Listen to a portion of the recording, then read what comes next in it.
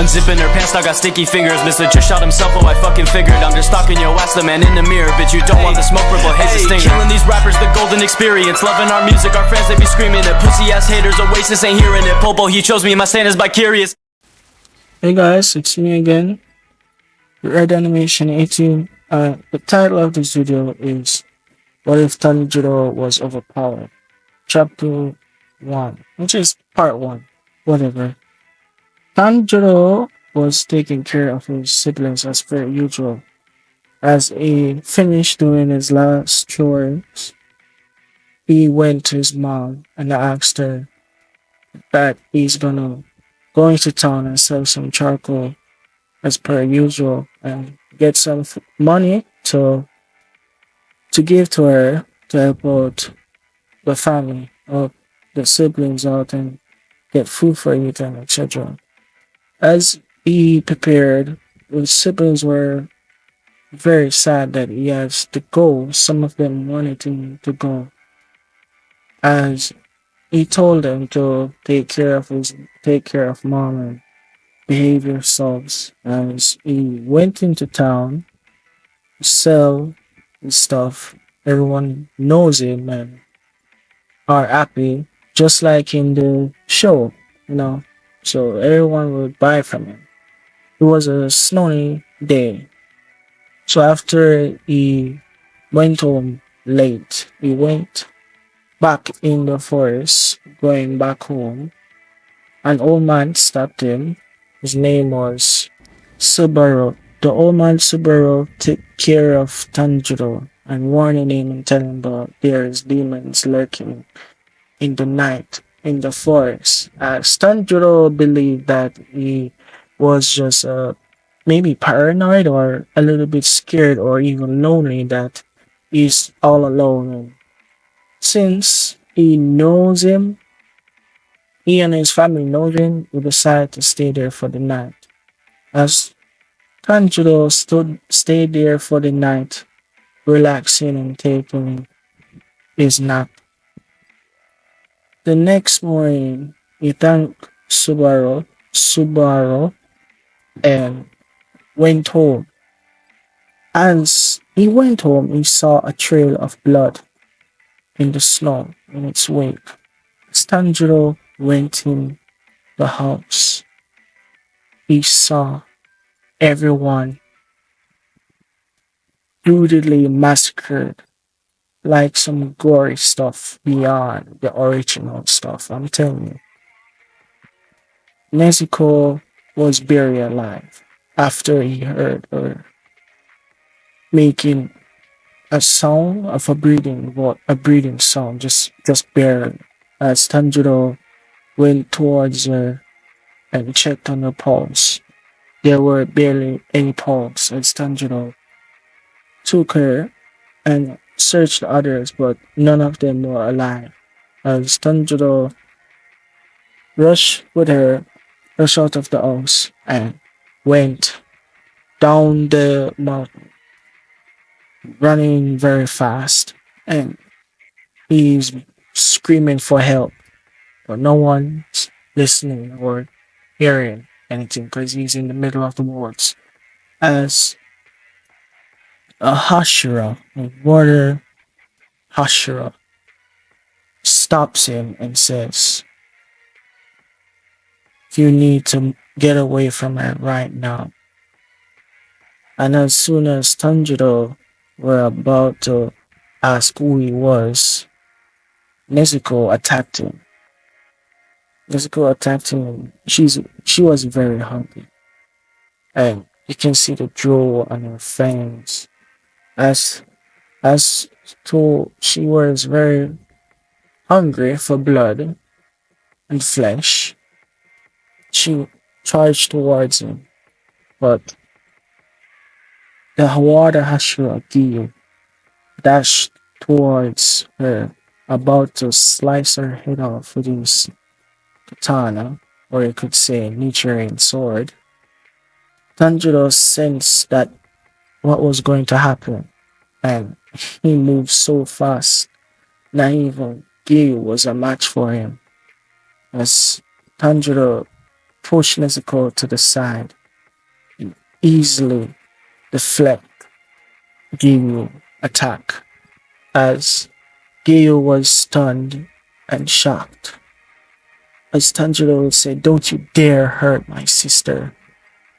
If you go after her one more time, I'll end you." Now, I'm not gonna explain this to you guys.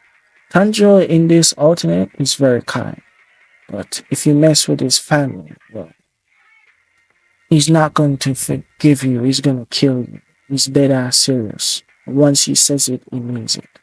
Now, obviously, his family is dead.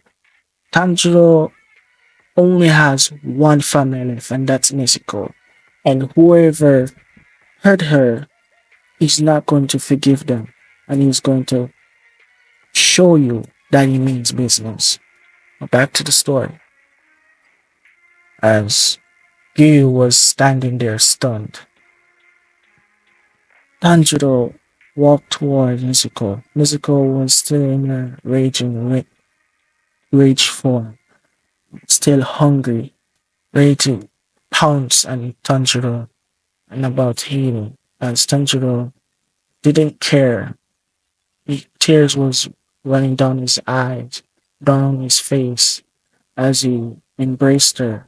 As Nezuko felt the warmth that she never felt for a while since she had became a demon, and she realized that that was her brother. So she was in all of a sudden she was in tears. She was already at her fangs in his shoulder, bleeding. But that the that wasn't the reason why she was crying. She cried because she realized that was her brother and he wasn't gonna hurt her, and he defended her. As she cried and realized that she became a demon, she barely could get any words in, but she barely had any memories of him, not remembering most of what happened to her family and what had conspired. As Tanjiro just hugged her in his chest and said, "It's going to be okay. I'm going to find a cure and help you." As, as Nezuko went back to normal and fell unconscious, Tomioka gave him instructions to meet a certain someone, his teacher, a former water Hashira. His name is Sakanji, the water Hashira, the former water Hashira back in the Sengoku period. As he told him what to do and where to find him, Tanjiro took his advice, told him that he should get stronger. But Gyu knew that Tanjiro was an abnormal kid. That that power, that potential, he's very strong. He's not an ordinary kid. Although he might do regular hustling work, taking care of his mom, his family, his siblings, he's not a normal kid because he's very strong. As he took Gyu advice, Gyu went back to Demon Slayer quarters and do regular missions. Tanjiro took care of Nezuko and carried the box, a big box, so Nezuko could stay in there and not get burned by sunlight. As he took her to Sakunji, or should I say, was that his actual name? As he finally went to Sakanji location after walking for a good amount of time, he found Sakanji's place, the former water Ashura, and asked for help in order to get strong and how to cure Nezuko. As Sakanji answered his question, he said he's going to help him because he, he believed that Gale wasn't lying about Tanjiro after Gale told Sakanji everything as everything what he needs to know. As he told him that Muzan, the only way is to defeat Muzan and potentially get his blood and let someone examine it. And that person would be Shinobu. Shinobu is a very expert person in that field. So as Tanjiro understand that, he's even more determined to get into the Demon Slayer core and become a Hashira as quick as possible. So that's how I'm gonna end it, guys. It's getting late and I'll upload part 2 tomorrow. So see you guys. If you like this, just comment down below and say part 2.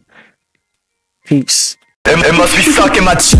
Parasite will blind me like the rest. I ain't no having fucking pussy, wasting times for less distress. For them my lungs just wrap his arms to neck, trying to pull me like a bomb and hammering at your breast. See these low line pussies with the nerve to complain when you're the only fucking reason when they're stressing your brain.